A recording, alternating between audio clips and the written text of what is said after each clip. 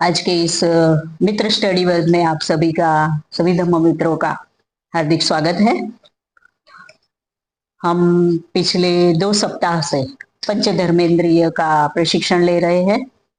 सबसे पहले हमने श्रद्धा धर्मेंद्रिय देखी, उसके बाद हमने वीर्य को देखा पिछले संडे, और इस संडे हम स्मृति का विषय में देखने वाले हैं। तो देखा जाए तो बौद्ध धर्म के आचरण में स्मृति का होना अत्यंत आवश्यक है। अभी हमने जो ध्यान किया आनापानसति, वो हमारी जागरूकता को बढ़ाता है, हमारी एकाग्रता को बढ़ाता है। तो स्मृति के बिना एक तरह से देखा जाए तो आचरण असंभव है। अगर हम स्मृतिमान नहीं है तो हम ध्यान भी नहीं कर सकते, है ना, हमारा मन भटकता रहेगा। तो उद्देश्य के प्रति हमारी श्रद्धा हो सकती है कि भाई हाँ ये करना है ना, और मार्ग के प्रति भी हमारी श्रद्धा हो सकती है कि भगवान बुद्ध ने ये धम्म बताया, आर्य अष्टांगिक मार्ग है ना, उसमें भी हमारी श्रद्धा है कि हाँ इस मार्ग पर चलकर हम बुद्ध बन सकते हैं। हमारे पास बहुत उत्साह भी है। पिछले बार हमने वीर्य के बारे में देखा है ना, वीर्य यानी उत्साह, है ना। तो उत्साह भी बहुत है, परंतु हम तब तक आगे नहीं जा सकते जब तक हम ये नहीं जानते कि हम क्या कर रहे हैं, है ना।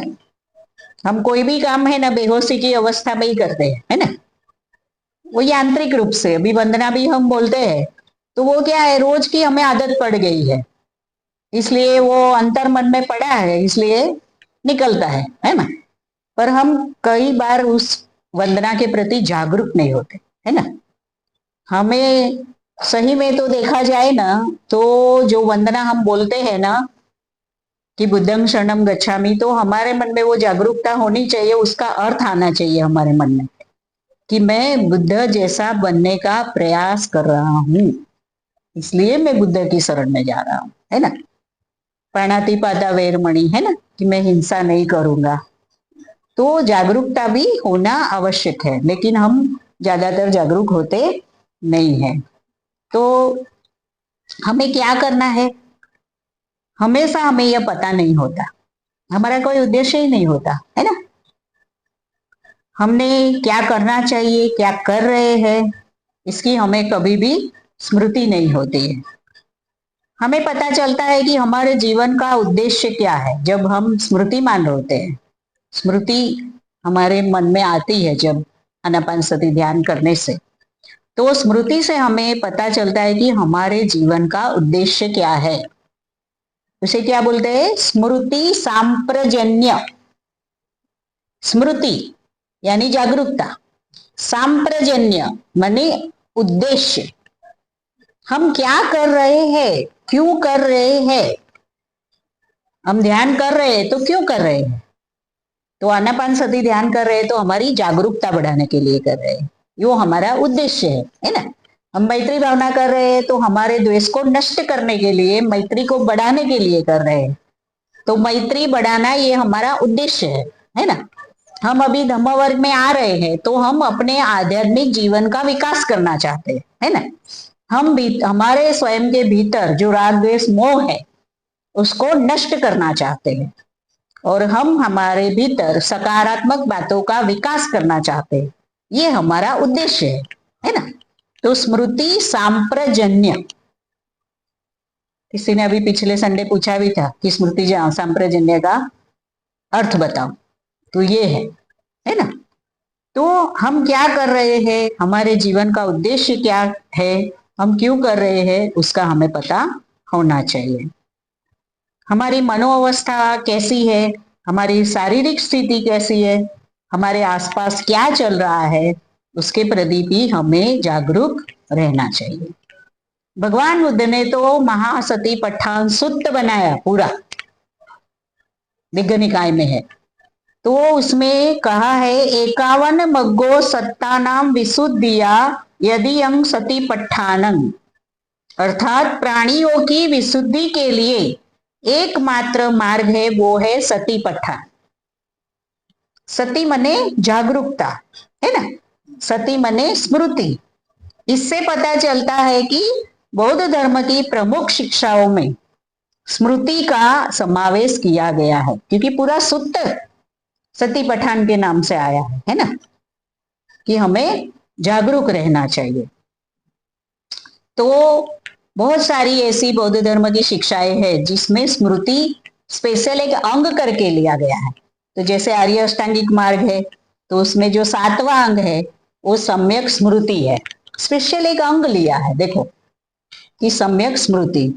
फिर सप्तबोधियांग है, उसमें तो वो सबसे पहले आता है, क्योंकि स्मृति होगी तभी आप धम्म विचय कर पाओगे। धम्म विचय माने क्या?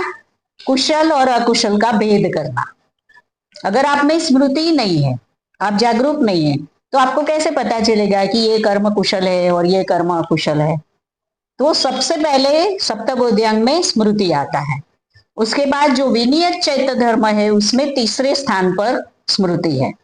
उसके बाद ये हम जो पंच धर्मेंद्रिय पढ़ रहे हैं इसमें भी तीसरे स्थान पर स्मृति है। यानी देखो कि बौद्ध धर्म की जो मूलभूत शिक्षाएं है, जिसे हम 37 बोधि पक्षीय धर्म कहते हैं, उसमें से ये 4 में आता है। देखो यानी इसका कितना महत्व है ना।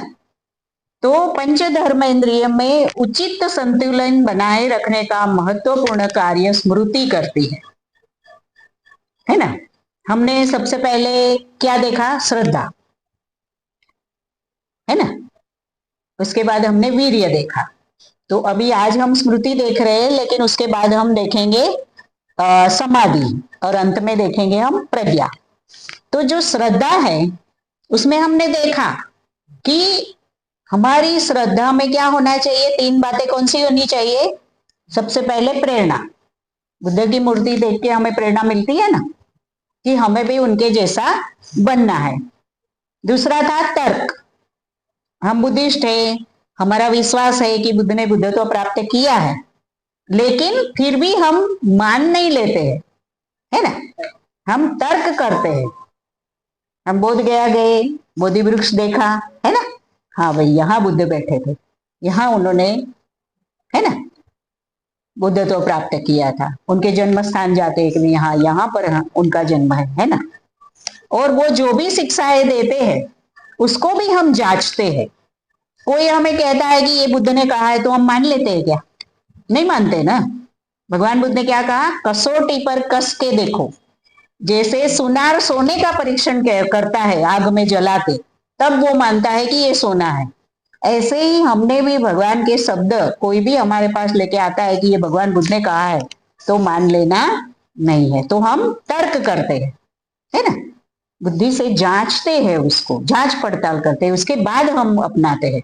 और तीसरा है अनुभूति, हम उसको अपने जीवन में अनुभूति में लाके देखते हैं, है ना, कि अगर मैं यह कर्म करूंगा तो मेरे अंदर क्या सकारात्मकता आएगी, मेरे अंदर क्या आशा का निर्माण होगा, मेरे अंदर का जो द्वेष है वो नष्ट होगा कि नहीं। तो जो चीजें हमें सकारात्मक बनाती है, जो हमें आशा की तरफ ले जाती है, जो हमें उत्साह की तरफ ले जाती है, उसी को हम मानते हैं। जो हमें निराशा की तरफ ले जाए, द्वेष की तरफ ले जाए, क्लिष्टो मनोविज्ञान, चीजों को विभक्त करने के देखने का जो स्वभाव है, ये मेरा ये तुम्हारा, तो अगर ऐसी कोई शिक्षा हमें ऐसा सिखाती है तो हम उसको नहीं अपनाते हैं। तो हम क्या करते हैं? श्रद्धा को प्रज्ञा से संतुलन करके देखते हैं। श्रद्धा को प्रज्ञा से हम संतुलन करके देखते हैं कि ये प्रज्ञा युक्त है कि नहीं, है ना। प्रज्ञा माने ज्ञान, कि ज्ञान की कसौटी पर, प्रज्ञा की कसौटी पर ये मेरी जो श्रद्धा है, जो मेरा बिलीव सिस्टम है, वो उस पर खरा उतरता है कि नहीं। बहुत सारी परंपराएं हमें तो वारसे में मिली है, माता पिता से, है ना, हमारे समाज से, हमारे आसपास के लोगों से। तो क्या हम सब कुछ थोड़ा अपना लेते हैं, है ना। हम उसको अपनी प्रज्ञा की कसौटी पर खरा उतार के देखते हैं। तो इस तरह से हम क्या करते हैं कि हम श्रद्धा का संतुलन प्रज्ञा से करते हैं और प्रज्ञा का श्रद्धा से, है ना।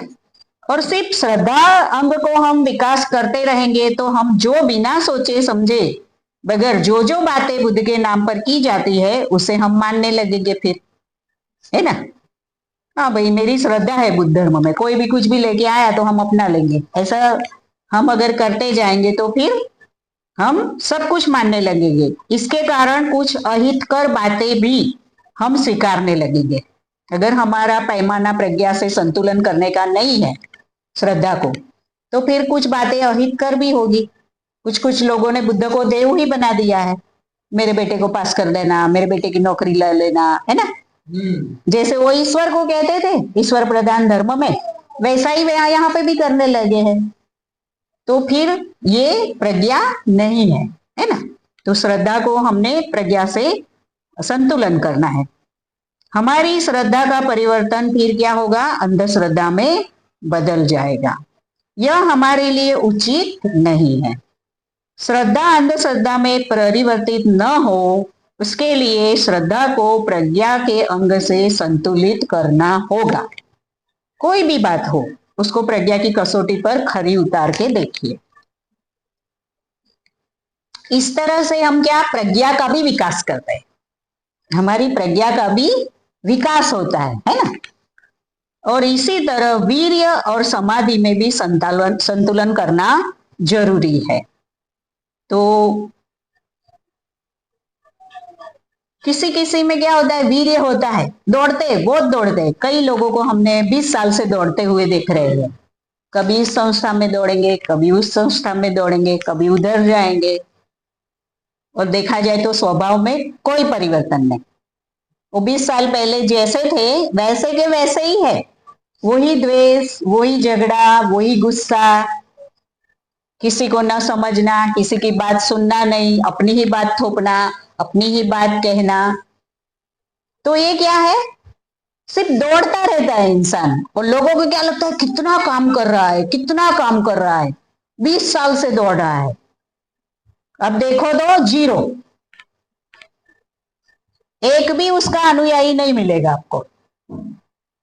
उसको अनुकरण करने वाला एक भी इंसान नहीं दिखेगा। और हमें तो दिख रहा है कि 20 साल से दौड़ रहा है, कितना काम कर रहा है बौद्ध धर्म का।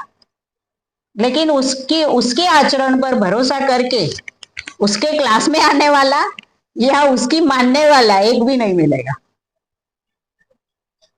क्योंकि वो सिर्फ दौड़ रहा है। वीर्य है उसमें, उत्साह है, लेकिन समाधि नहीं है ना। समाधि नहीं है उसमें, क्योंकि जब तक इंसान ध्यान नहीं करता ना, तब तक वो उसका शुद्धिकरण नहीं होता। हमने पिछली बार देखा था कि बात बताई थी हमने कि सिर्फ आनापान सती ध्यान हम करते रहेंगे तो एकाग्रता तो हमारी बढ़ जाएगी, हम स्मृतिमान हो जाएंगे। लेकिन जब तक हम मैत्री भावना ध्यान नहीं करते ना, हमारी भावनाओं का शुद्धिकरण नहीं होगा। एकाग्रता तो आ गई आप में, स्मृतिमान भी हो गए, लेकिन आपकी भावनाएं जो नकारात्मक है, आपके भीतर जो राग द्वेष मोह है, वो तो नहीं नष्ट हुआ ना, वो तो मैत्री में परिवर्तित नहीं हुआ ना। मैंने पिछली बार देवदत्त का उदाहरण दिया था कि देवदत्त चौथे ध्यान में प्रवेश कर जाता था। चौथा ध्यान माने शरीर से ऊपर उठ जाना, लेकिन फिर भी उसके पास रिद्धि बल भी थे। वो पानी में भी चल सकता था, हवा में भी उड़ सकता था, किसी के मन की बात जान सकता था, सब कर सकता था। लेकिन उसके भीतर राग था, द्वेष था, ईर्ष्या थी, लोभ था, वो नष्ट नहीं हुआ था। इसलिए वो बुद्ध को मारना चाहता था। देखो, चौथे ध्यान में प्रवेश किया हुआ व्यक्ति, रिद्धि बल प्राप्त किया हुआ व्यक्ति, लेकिन मैत्री नहीं है उसके पास।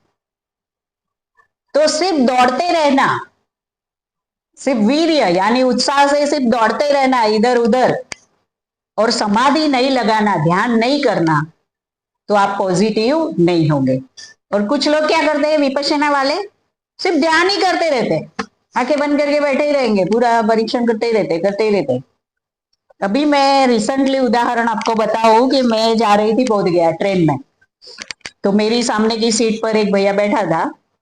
तो फिर बात निकली, तो फिर बोले कहाँ जा रहे हो, मैं बोला हम तो बोध गया जा रहे हैं। तो फिर बुद्ध का नाम आया, तो उसने बोला मैं भी विपश्यना करता हूँ। मैं बोला बहुत बढ़िया भैया, हमें तो भाई विपश्यना वाले मिला दिए, 2 दिन का सफर है। पूरा दिन और 2 नाइट। तो अच्छा हो गया, विपश्यना वाले मिल गए। मैं बोला कितनी विपश्यना की? बोले 21 विपश्यना की। मैंने बोला जा रहे हो कहाँ पे? बोध गया जा रहे हो कहाँ? नहीं, बोले मैं तो उधर कुंभ में नहाने। बोला हो गया सत्यानाश। बताओ, 21 विपश्यना के बाद उसके मन में से वो अंधश्रद्धा नहीं गई,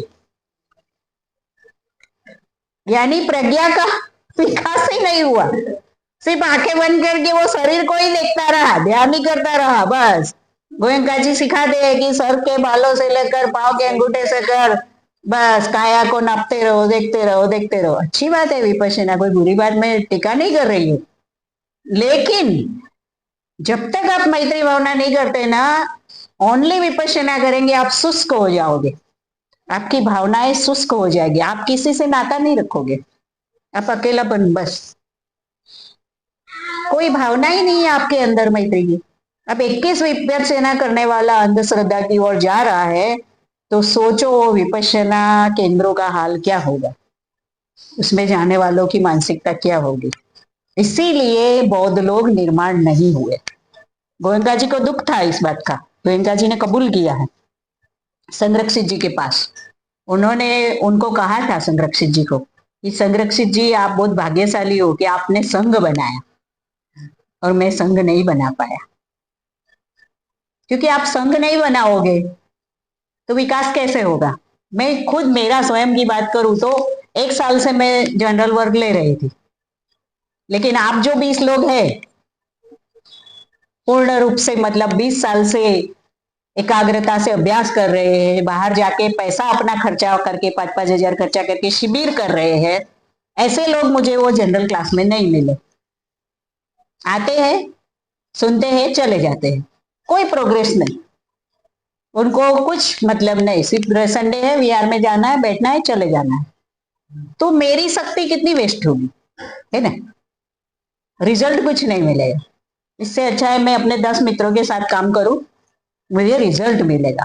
आप लोग मेरे जीते जी, मेरा तो एक संकल्प है कि 5 लोग तो बड़ौदा के धर्मचारी बनने चाहिए।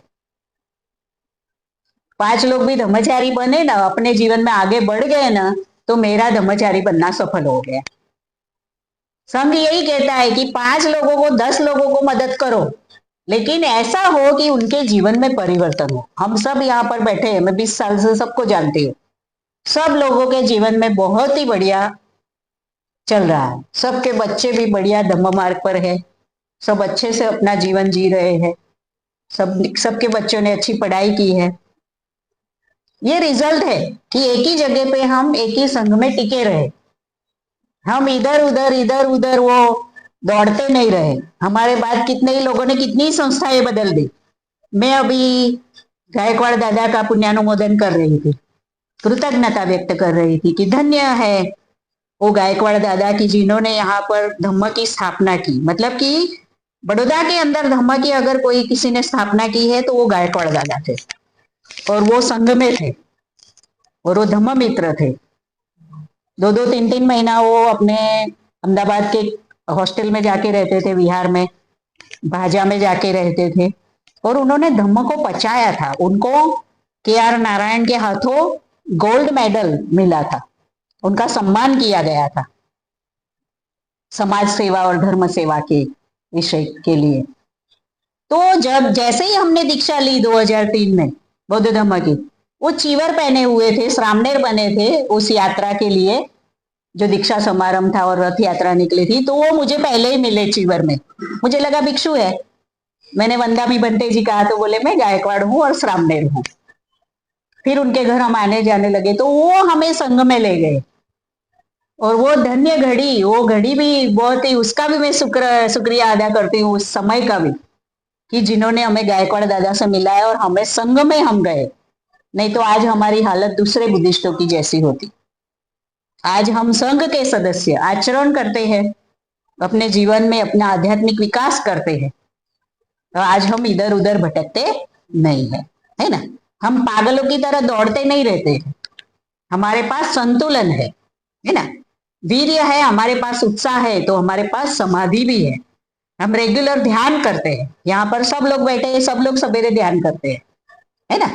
कोई मैत्री भावना, आनापानसति, है ना, रेगुलर शिविर में जाते हैं, तो ये विकास है। तो पैसा खर्चा करके हम शिविर जाते हैं, कोई भंडारा लगने वाली सामने शिविरों में हम नहीं जाते, है ना। तो इस तरह से वीर्य है पर समाधि नहीं है, और कहीं कहीं समाधि है तो वीर्य नहीं है।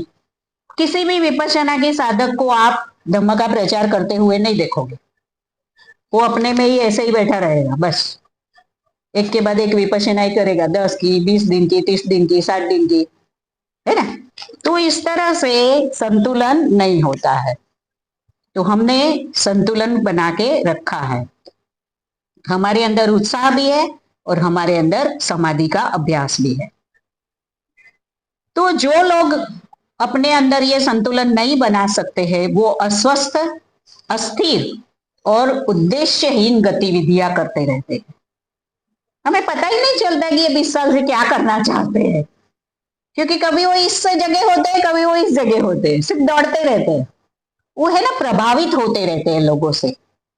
बाहर से कोई संस्था आई तो प्रभावित हो जाते हैं, उसमें जुड़ जाते हैं, फिर कोई और संस्था आई उससे प्रभावित हो जाते हैं, कोई भिक्षु आया तो उससे प्रभावित हो जाते हैं।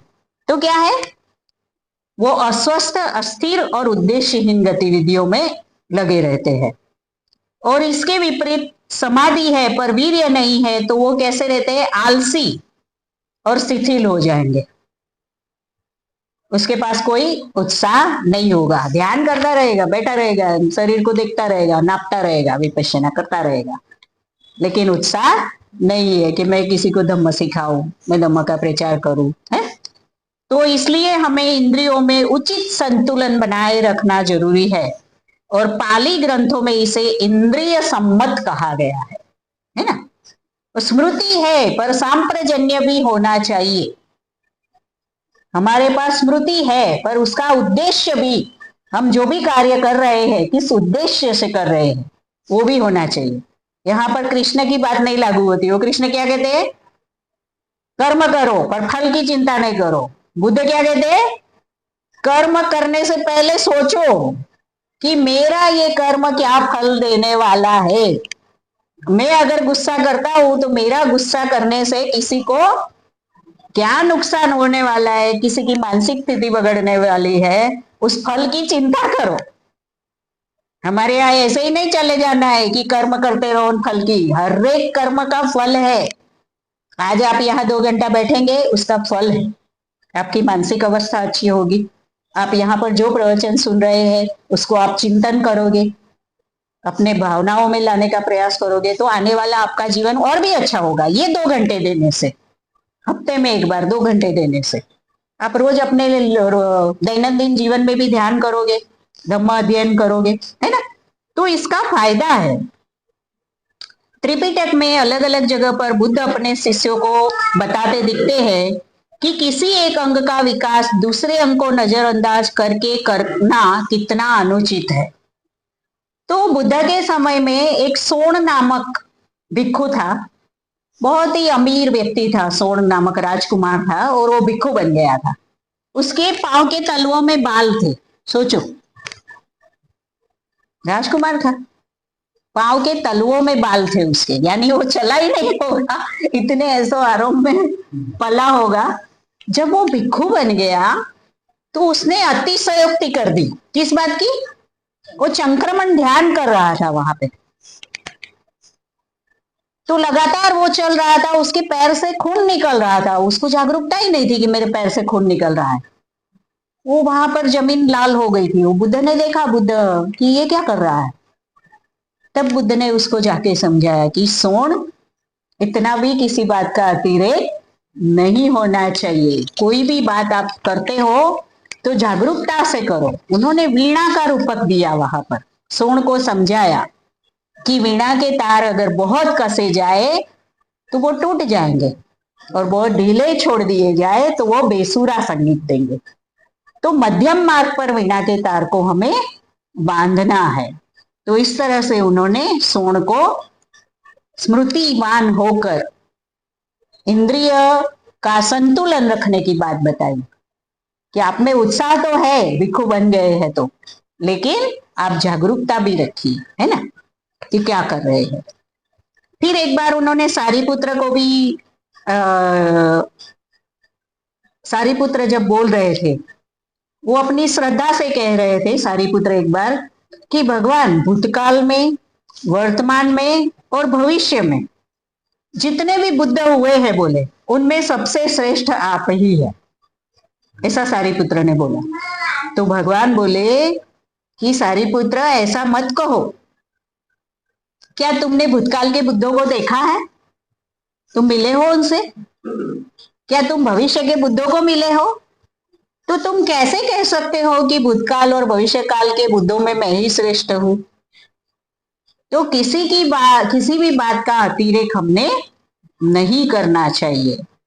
कोई भी बात शाक्य मुनि बुद्ध को मतलब कि पसंद नहीं थी। इस तरह से कोई किसी भी एक सिरे की बात कोई अगर करता है, बहुत गुलछरे उड़ाना भी एक सिरा है और बहुत अपने आप को कष्ट देना भी एक सिरा है। तो हमने देखा था कि सभी प्राणी आहार पर निर्भर है, ये पहला सत्य है। तो इसलिए हमने मध्यम मार्ग पर रहना चाहिए। तो स्मृति से ही उचित संतुलन हो सकता है।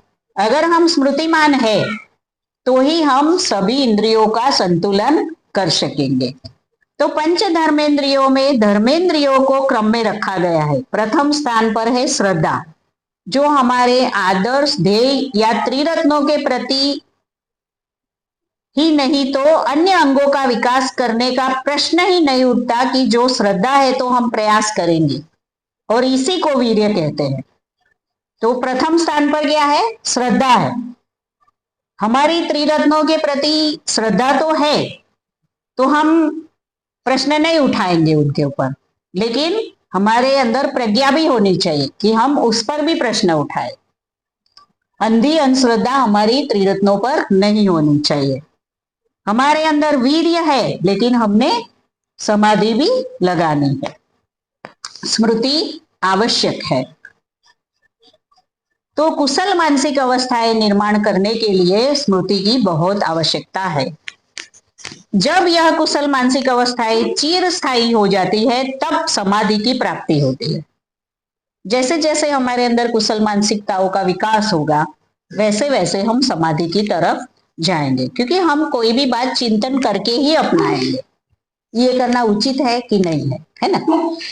तो क्या होगा, हम चिंतन करते हैं तो क्या होता है, धम्म विचय होता है कि ये कुशल है, ये अकुशल है। हम किसी भी बात पर चिंतन करते हैं तो धम्म विचय होता है, कुशल अकुशल दोनों को हम अलग करके देखते हैं, उसको समझते हैं अपनी प्रज्ञा से, है ना। तो फिर हमारा जो मानसिक अवस्थाएं है वो अच्छी होती जाती है, और फिर हम समाधि की ओर आगे बढ़ सकते हैं। जैसे जैसे हमारा अज्ञान कटेगा, वैसे वैसे हम समाधि की ओर आगे बढ़ेंगे, और हमें इसी के आधार के ऊपर सत्य का साक्षात्कार हो सकता है, ज्ञान की प्राप्ति होती है। तो भंते संरक्षित ने 4 प्रकार की स्मृति की बात की है। भंते संरक्षित जी कहते हैं स्मृति की व्याख्या करते हुए कि स्मृति यानी याद रखने की अवस्था। यह अविचलित अवस्था है, यह एकाग्र अवस्था है। इससे हमारा उद्देश्य स्थिर और ज्यादा स्थिर निरंतर बना रहता है, और निरंतर रूप से हमारा व्यक्ति के रूप में विकास होता रहता है। अगर हम स्मृतिमान रहते हैं तो हमें क्या करना है ये हम भूल जाते हैं, मन विचलित रहता है, उद्देश्य बदलता रहता है। उसका मुख्य कारण है हमारा मन, इसलिए कि हम स्मृतिमान नहीं है, इसलिए हमें मन पर कार्य करना जरूरी है। तो धम्मक पद की पहली गाथा हमें बताती है कि सभी वस्तुओं का उद्गम स्थान मन ही है। जो भी कुछ कृति हम करते हैं उसकी पहली निर्मित हमारे मन में होती है। कोई भी चीज पहले मन में ही उठती है ना, फिर वाणी में आती है, फिर काया से हम एक्शन लेते हैं, है ना। तो सबसे पहले जो कोई भी बात उठती है उसका उद्गम स्थान हमारा मन ही है। तो जो भी कुछ कृति हम करते हैं उसकी पहली निर्मित मन में होती है। तो बुद्ध और उनका धम्म में भी बाबा साहब कहते हैं कि हमारा प्रथम कार्य हमारे मन को विकसित करना है, जो स्मृति के बिना संभव नहीं है। अगर हम खुद ही प्रशिक्षित नहीं है, हम खुद स्मृतिमान नहीं है ना, और हम दूसरों को धम्म सिखाएंगे, है ना, या उपदेश देने जाएंगे तो क्या होगा? तो सबसे पहले हमने हमारे मन को प्रशिक्षित करना है। तो सती पठान में भी 4 प्रकार की स्मृति बताई है, जैसे कि कायानुस्मृति, वेदनानुस्मृति, चित्तानुस्मृति और धम्मानुस्मृति। तो ये भगवान बुद्ध ने सती पठान सुत्त दिग्घ निकाय में बताया है, उसमें ये बताई है कि हमने हमारी काया के प्रति जागरूक रहना है। तो जो शारीरिक क्रियाएं है, मैं अभी बोल रही हूँ, आप लोग सुन रहे हैं, है ना, हम बैठे हैं, है ना, हम चल रहे हैं, या खाना खा रहे हैं, या सो रहे हैं, या टॉयलेट गए हैं, प्रत्येक क्षण हमारे काया की स्मृति हमें रखना है कि हमारा हलन चलन कैसा है, हम सो रहे हैं तो कौन से विचार आ रहे हैं, कैसे सांस चल रही है ना। तो हमने हमारे काया के प्रति जागरूक रहना है ना। उसके बाद है वेदनानुस्मृति। तो शरीर के साथ हम शारीरिक वेदनाओं के प्रति भी जागरूक रहना चाहिए, क्योंकि हमें शरीर मिला है तो वेदना भी है, सुखद भी होती है, दुखद भी होती है, और कभी कभी न सुखद न दुखद। तो सुखद वेदना हुई है तो जानो कि हाँ सुखद वेदना हो रही, कोई चीज हमें पसंद आ गई तो लोभ आता है ना, तो सुखद वेदना। दुखद वेदना, किसी ने हमें कोई अपशब्द बोल दिए तो हमें दुख हुआ, तो उसे दुखद वेदना बोलते हैं ना। कहीं चोट लग गई तो उसे दुखद वेदना बोलते हैं।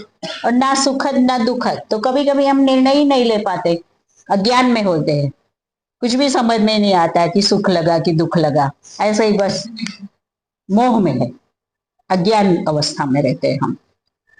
तीसरा है चित्तानुपश्यना। हमारे मन में निर्मित भावनाओं के प्रति भी हमने सजग रहना है। तो हमारे मनोअवस्थाओं में क्या चल रहा है, कुशल चल रहा है कि अकुशल चल रहा है। कोई भी विचार आता है ना तो धम्म विचय करो कि ये मेरे मन में जो विचार आया ये कुशल है कि नहीं, ये जो विचार आया इसको अगर मैं इंप्लीमेंट करूंगा तो इसका क्या फायदा होगा कि नुकसान होगा। तो कुशल और अकुशल जो भी मनोभावनाएं अपने मन में निर्माण होती है उसके प्रति भी स्मृतिमान रखिए। तुरंत ही किसी भी भावना को प्रकट मत करिए, उसके बारे में सोचिए कि क्या होने वाला है ना। और चौथा है धम्मानुस्मृति। भगवान बुद्ध ने जो शिक्षाएं दी उसके विषय में स्मृतिमान रहना है हमें। हम जानते हैं कि धम्म कैसा है, संदिग्धिको है, तत्काल फल देने वाला। कोई हमारे ऊपर गुस्सा करता है तो उसका मन व्याकुल होगा कि नहीं, उसकी आंखें लाल हो जाएगी, वो गुस्से में बोलेगा, वो मार भी सकता है हमें, और उसको देखकर हमें भी गुस्सा आएगा। हम भी अगर व्याकुल हुए, हमें भी गुस्सा आया तो हमारा शरीर भी अस्वस्थ हो जाएगा, हम भी व्याकुल हो जाएंगे, हमारी आंखें भी लाल हो जाएगी, है ना। वो कुछ बोलेगा, हम कुछ बोलेंगे, तो ऐसा हमें करना नहीं है। उसके प्रति हमें जागरूक रहना है। जो भी कुछ हमारे मन में भगवान बुद्ध ने जो भी शिक्षाएं दी है उसके प्रति भी हमें जागरूक रहना है। और धम्म तो तत्काल फल देने वाला है, जो भी आप करते हो उसको वो तुरंत ही हमें फल दे देता है। तो चित्त है कि सांसारिक बातों की तरफ भागता रहता है, क्योंकि चित्त कैसा है, चपल है, चंचल है ना, वो मंकी के जैसा है ना, एक पेड़ से दूसरे पेड़ पर कूदता रहता है। तो उसका रक्षण करना बहुत ही मुश्किल है, परंतु ऐसे चित्त को हम स्मृति से बांध सकते हैं, है ना। अगर हम स्मृतिमान रहते हैं तो जब भी हमें गुस्सा आता है तो हम जागरूक हो जाते हैं कि मुझे गुस्सा आ रहा है, पर मुझे जवाब देना नहीं है, भले वो ये बोले, चुप रहो। तुरंत ही किसी बात का जवाब हमें देना नहीं है। कोई कितना भी गुस्सा करे, हम अगर उसकी बात को नहीं लेते, वो गाली देता है और हम उसकी गालियां नहीं लेते हैं, सामने गाली नहीं देते, प्रतिक्रिया नहीं देते, तो वो गालियां किसके पास रहेगी? उसी के पास रहेगी, है ना। भगवान बुद्ध को एक ब्राह्मण ने बहुत सारी गालियां दी, फिर थक गया, बैठ गया। तो भगवान बुद्ध बोले अभी कुछ कहना है? आप ठीक तो हो ना? तो वो आश्चर्य में पड़ गया वो ब्राह्मण। तो बोले भगवान आप कैसे हो? बोले तो बोले कि देखो, कोई व्यक्ति हमारे यहाँ आएगा और गिफ्ट लेकर आएगा और वो गिफ्ट मुझे दे रहा है और उसका मैं स्वीकार नहीं करूंगा, तो वो किसके पास रहेगी? तो बोले जो लेके आया है उसके पास। तो बस तुमने गालियां दी, मैंने उसका स्वीकार नहीं किया, तो वो तुम्हारे पास है, इसलिए तुम थक गए, है ना। तुम व्याकुल हुए, मैं तो देखो तुम्हारे सामने खड़ा हूं। तो कोई भगवान बुद्ध के धम्म की निंदा भी करे तो भी हमें अस्वस्थ नहीं होना है। कोई त्रिरत्न बौद्ध महासंघ को गाली दे, कोई बात नहीं है, आप महान हो, उसको जीत हासिल कराओ कि भाई हाँ आप महान हो, आपकी संस्था महान है, धन्य है आपकी माता को, आपके पिता को कि आप जैसा सुपुत्र जन्म दिया, उसको जीत हासिल करा दो। तो भगवान बुद्ध तो कहते हैं कि ये आपके लिए एक मौका है। जब कोई आपको द्वेष करता है, आपको गाली देता है, आपके बारे में अपशब्द कहता है, तो ये मौका है कि आप स्वयं पर कार्य कर सको। आप कितने सहनशील हो, आप कितने मैत्रीपूर्ण हो, उस समय दिखता है। अगर आप प्रतिक्रिया नहीं देते हैं तो फिर आप महान हो, आपने धम्म का आचरण कर लिया, आपने धम्म को पचा लिया। अगर आप प्रतिक्रिया देते हो, इसका मतलब कि अभी भी आप स्मृतिमान नहीं हो, आप स्वयं मैत्रीपूर्ण नहीं हो। कोई क्या हमें द्वेष दिलाएगा? अगर हमारे अंदर ही पेट्रोल नहीं है, पेट्रोल को हमने पानी कर दिया है, तो फिर कोई क्या आग लगाएगा? लेकिन जब तक हमारे अंदर भी पेट्रोल है, द्वेष है, तो कोई हमें गुस्सा दिला सकता है। तो ये बात ध्यान में रखो, आने वाला समय त्रिरत्न बौद्ध महासंघ के लिए परीक्षा का समय है ना। तो गुस्सा करना नहीं है, अपने चित्त पर ध्यान बनाए रखो, स्मृतिमान रहो। तो निर्वाण सुख प्राप्ति के लिए स्मृति अत्यंत आवश्यक है, क्योंकि बुद्ध का जो अंतिम उपदेश है ना, उसमें क्या कहा है? अपमादे न संपादे, मतलब कि जागरूकता पूर्वक प्रयास करते रहो। भगवान बुद्ध का अंतिम उपदेश है ये एक वाक्य कि अपमादे न संपादे, अर्थात जागृति पूर्वक प्रयास करो।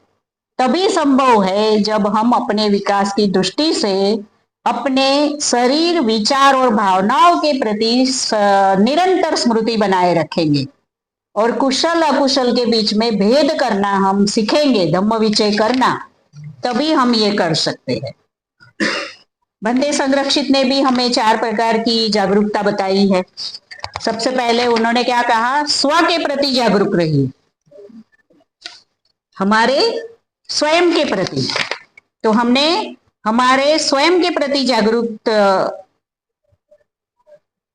रहना है कि हम कैसे हैं, है ना, हमारे मन में क्या चल रहा है, हमारे शरीर का हलन चलन कैसा है ना, हम उठते बैठते कैसा है, खाते वक्त खड़े रहते हैं, है ना।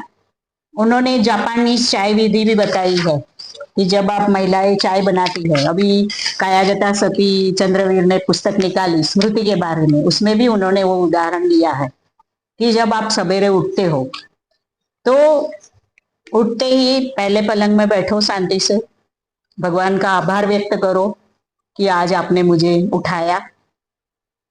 स्मृति पूर्वक पाँव रखो जमीन पर, किचन में जाओ, है ना, आपकी चाय बनानी है तो स्मृति पूर्वक बनाओ। तपेली में पानी डालो जागरूकता पूर्वक, उसको उबलता हुआ देखो जागरूकता पूर्वक, उसमें चाय डालो, शक्कर डालो, इलायची आदू जो डालना है डालो, है ना, उसको उबलता हुआ देखो, उसमें दूध डालो, फिर चाय को छानो और चाय का एक एक घुट स्मृति पूर्वक पियो। ये जापानी चाय पद्धति है, ये एक तरह का ध्यान है हमारी स्मृति को बढ़ाने के लिए। तो पूरे दिन अपनी वो कायागता सती पुस्तक खरीदिए, 250 रुपए की है, लेकिन बहुत सिखाती है वो, आपका जीवन बदल जाएगा, जागरूक हो जाएंगे आप। तो इस तरह से हमने शरीर की जागरूकता का अभ्यास करना है। दूसरा है, उन्होंने बताया कि हमें वस्तुओं के प्रति जागरूक रहना है।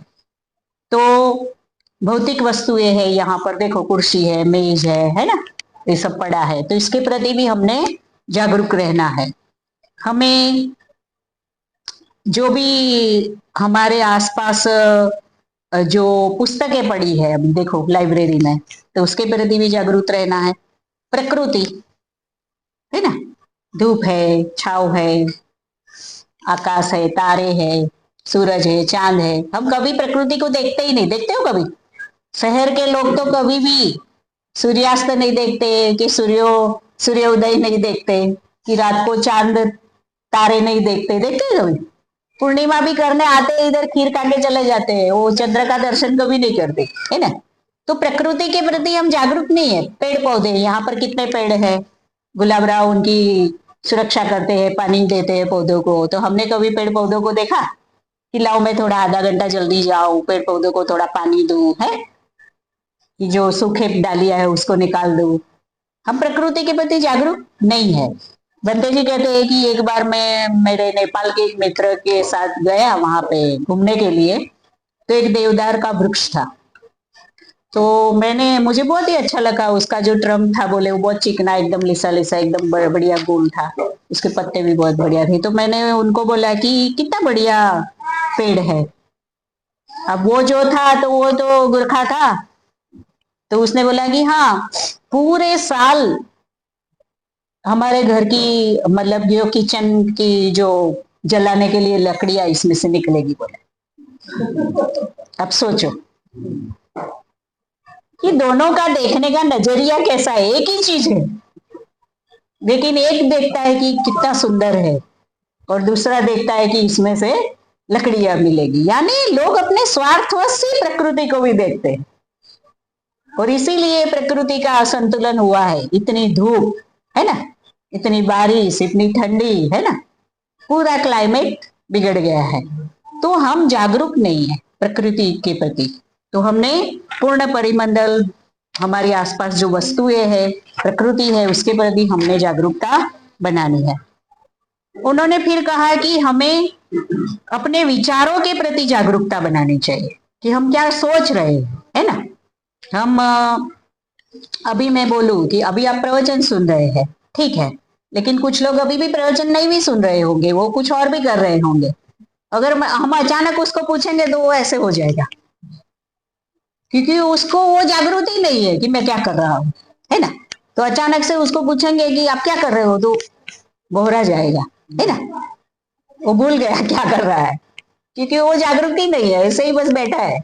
तो इस तरह से अपने विचारों के प्रति लोग जागरूक नहीं रहते। कुछ लोग ऐसे बैठे बैठे पाँव हिलाते रहते, लेकिन वो जागरूक नहीं होते कि मेरा पाँव हिलता रहता है ना। तो ये भी अजागरूकता ही है। तो हमने मतलब कि अपने शरीर के हलन चलन के प्रति, अपने विचारों के प्रति, हमारे मन में क्षण दर क्षण क्या विचार आते हैं, उसको पकड़ना चाहिए। ये कुशल आया है कि अकुशल आया। अगर उसका धम्म विजय आप करते जाओगे ना, तो एक दिन ऐसा आ जाएगी कि अकुशल विचार नष्ट हो जाएंगे और कुशल विचारों का संग्रह होगा। आप सकारात्मक हो जाएंगे, आपकी सकारात्मकता चरम सीमा तक बढ़ जाएगी। तो हमने अपने विचारों के प्रति जागरूक रहना है। लंबे समय तक अगर ये जागरूकता अभी आप बढ़ाए रखोगे तो आपको फायदा हो सकता है, और आपका मन शांत एवं विचार शून्य हो जाएगा। बंदे कहते हैं विचारों का पीछा करो। जब पीछा करोगे ना तो वो अदृश्य हो जाएंगे, शून्य हो जाएंगे, और शून्य हो जाएंगे तो आप समाधि में चले जाओगे। आनापानसति में क्या होता है, विचारों का झुंड ही आता है ना, तो उसको देखो। लोभ का विचार है, द्वेष का विचार है, अज्ञान का विचार है, क्या है, आलस का विचार है। देखो, लोभ का विचार है तो क्या करना है हमें, लोभ के विरुद्ध क्या है, त्याग, दान के बारे में सोचो। द्वेष आ रहा है तो मैत्री के बारे में सोचो। तो जैसे जैसे जैसे आप उसको देखते जाएंगे ना, तो विचार फिर शून्य हो जाएंगे और आप समाधि में प्रवेश कर जाओगे। तो यही से वास्तविक ध्यान की शुरुआत होती है। और हमने व्यक्तियों के प्रति भी जागरूक होना चाहिए। हम अपने घर में भी अपने पति पत्नी भी एक दूसरे के प्रति जागरूक नहीं रहते। बरसों से साथ रह रहे, 40 साल, 50 साल, 10 साल, है ना, लेकिन किसी को क्या पसंद है वो पता नहीं है ना। दोनों एक दूसरे के प्रति जागरूक नहीं रहते हैं। तो हम व्यक्तियों के प्रति भी जागरूक नहीं रहते हैं। हम त्रिरत्न बौद्ध महासंघ में आपने देखा होगा कि वो आंखों में देखने का सराव कराते हैं ना, संपर्क सराव, और वाक्य बोलने का, है ना। एक बंदा एक वाक्य बोलता है तो फिर सामने वाला, यानी कि हम उनके प्रति जागरूक। आंखें ही आईना है, हमारी चेतना का आईना क्या है? आंखें। आंखों में आप उसके भाव को पढ़ सकते, कि वो दुखी है कि सुखी है, निराश है कि आशावान है। तो यह सराव हमने करना चाहिए। और अंत में है वास्तविकता, यानी सत्य के प्रति जागरूक रहना। तो बुद्ध ने बुद्धत्व प्राप्त किया है, वो सत्य है ना। तो उसके प्रति भी हमने बुद्धानुस्मृति, बुद्ध के जो आध्यात्मिक गुण है उसके प्रति हमने जागरूक रहना है। करुणा है, मैत्री है, उसके प्रति हमने जागरूकता बढ़ानी है। और कैसे भगवान बुद्ध ने गली गली में घूमकर, भारत की गलियों में घूमकर 45 साल तक धम्म प्रचार किया, उसके प्रति हमने जागरूक रहना है। और अगर वस्तुओं के प्रति जागरूकता के अभ्यास से हम उनके प्रति व्यक्तिगत निष्ठा के कलंक से हम मुक्त हो जाएंगे। वस्तुओं के प्रति हम जागरूक रहेंगे ना, तो हम जो व्यक्तिगत निष्ठा है और कलंक है उससे मुक्त होंगे। स्वयं के प्रति हम जागृति से देखेंगे तो हमारी शारीरिक और मानसिक शक्ति की वृद्धि होती है, और दूसरों के प्रति जागरूक होंगे तो हमें प्रेरणा मिलती है। और सत्यता के प्रति हम जागरूक रहेंगे तो हम स्वयं में परिवर्तन लाने की सोचते हैं, और हम आर्य अष्टांगिक मार्ग पर आरूढ़ होते हैं, है ना। हम उस धम्म मार्ग पर आगे बढ़ते हैं। तो प्राणियों की विशुद्धि के लिए एकमात्र मार्ग है सतिपट्ठान सूत्र। तो भगवान बुद्ध ने 4 स्मृति बताई, और भंते संरक्षित ने भी कहा कि 4 मतलब कि स्मृति हमें रखना है, स्व के प्रति, वस्तुओं के प्रति, लोगों के प्रति और सत्य के प्रति, है ना, हमारे विचारों के प्रति, है ना। तो इस तरह से हमने आज जागरूकता के बारे में हम पढ़ रहे हैं।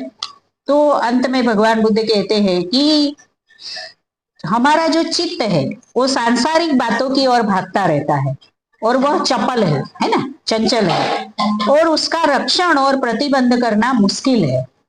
परंतु ऐसे चित्त को हम स्मृति से बांध सकते हैं, ऐसे चित्त को हम स्मृति से बांध सकते हैं। तो निर्वाण सुख की प्राप्ति के लिए स्मृति और एकाग्रता अत्यंत आवश्यक है। बुद्ध का अंतिम उपदेश है अपमादे न संपादे। जागृति पूर्वक प्रयास करते रहो तो एक दिन आपको सफलता मिलेगी, आप बुद्धत्व को प्राप्त करोगे। तो आप सभी ने मुझे शांति से सुना, उसके लिए आप सभी का बहुत बहुत पुण्यानुमोदन। जय भीम, नमो बुद्धाय।